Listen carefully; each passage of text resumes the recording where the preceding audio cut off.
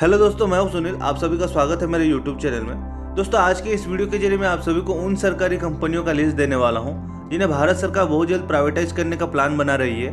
तो बस वीडियो का एंड तक देखकर मेरे चैनल को जरूर सब्सक्राइब कर लेना। तो चलिए बिना किसी देरी के वीडियो को शुरू करते हैं।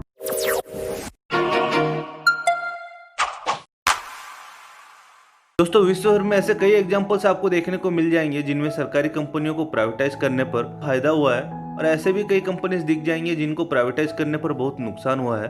भारत में भी कई सरकारी कंपनियों को प्राइवेटाइज करने का प्रस्ताव आ चुका है, जिनमें से 26 कंपनियां बहुत जल्द प्राइवेटाइज हो सकती है।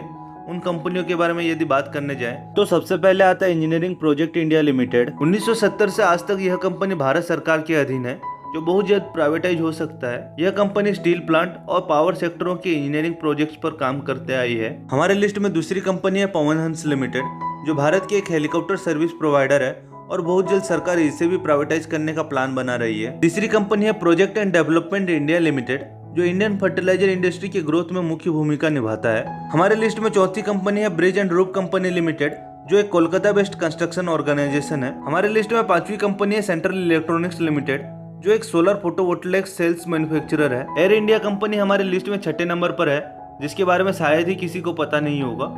इस सरकारी एरोप्लेन सर्विस को भी जल्द प्राइवेटाइज करने की तैयारी चल रही है। हमारे लिस्ट में सातवां कंपनी है आयुष मंत्रालय का Indian medicine pharmaceuticals corporation limited, जिसे प्राइवेटाइज करने का तैयारी चल रहा है। हमारे लिस्ट के 8वें नंबर पर है सीमेंट कॉर्पोरेशन इंडिया लिमिटेड। 9वें नंबर पर है फेरोस्क्रैप निगम लिमिटेड, जो लोहा और इस्पात के उत्पादनों के समय निकलने वाले मलबे और अवशेषों को यूज करके लोह मिश्रित धातु निकालता है। नगरनार स्टील प्लांट हमारे लिस्ट में 10 नंबर पर है, जो उड़ीसा छत्तीसगढ़ बॉर्डर से 6 किलोमीटर दूरी पर स्थित एक स्टील प्लांट है। 11वें नंबर पर है स्टील अथॉरिटी ऑफ इंडिया के 3 special steel plants, Salem steel plant, Durgapur steel plant और Bhadravati steel plant. Hindustan newsprint limited company हमारे लिस्ट में 12वें नंबर पर है, जो बहुत जल्द प्राइवेटाइज हो सकती है। दोस्तों, हमारे लिस्ट में 13 नंबर पर है भारत अर्थ मूवर्स लिमिटेड, जो एक हेवी इक्विपमेंट मैन्युफैक्चरिंग कंपनी है। Shipping corporation of India limited हमारे लिस्ट में 14th नंबर पर है, जिसे बहुत जल्द प्राइवेटाइज करने की बात चल रही है। नीलाचल इस्पात निगम लिमिटेड हमारे लिस्ट में 15 नंबर पर है, जिसे भी भारत सरकार बहुत जल्द प्राइवेटाइज करने के बारे में सोच रही है। हमारे लिस्ट के 16 नंबर पर है भारत पेट्रोलियम कॉर्पोरेशन लिमिटेड,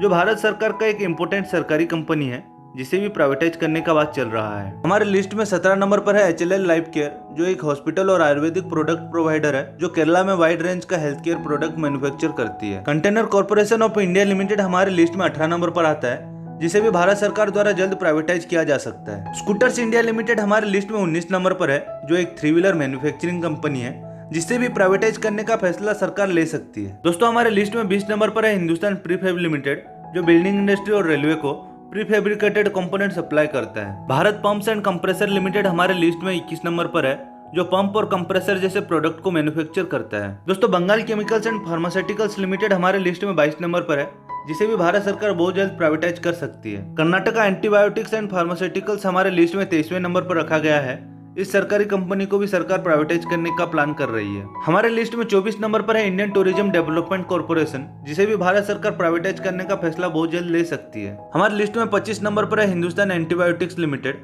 जो एक दवा मैन्युफैक्चरिंग कंपनी है। हमारे लिस्ट में 26 नंबर पर है हिंदुस्तान फ्लोरोकार्बन लिमिटेड, जो हिंदुस्तान ऑर्गेनिक केमिकल्स लिमिटेड का एक सब्सिडरी है, जिसे भारत सरकार प्राइवेटाइज करने का एक्शन बहुत जल्दी ले सकती है। दोस्तों, इन कंपनियों के अलावा भारत सरकार रेलवे में भी प्राइवेटाइजेशन प्रोसेस को अंजाम देगा, लेकिन रेलवे को पूरी तरह प्राइवेटाइज न करके इसके मेंटेनेंस एंड मैनेजमेंट को भारत सरकार किसी प्राइवेट संस्था को सौंपने का प्लान कर रही है। दोस्तों, सरकारी कंपनी को प्राइवेटाइज करने से किसी भी प्रकार का नुकसान नहीं, बल्कि फायदा ही फायदा होगा, यदि प्राइवेटाइज करने का तरीका और प्राइवेट संस्थानों पर लागू होने वाले रूल एंड रेगुलेशन को हर फैक्टर को ध्यान में रखकर बनाया जाए।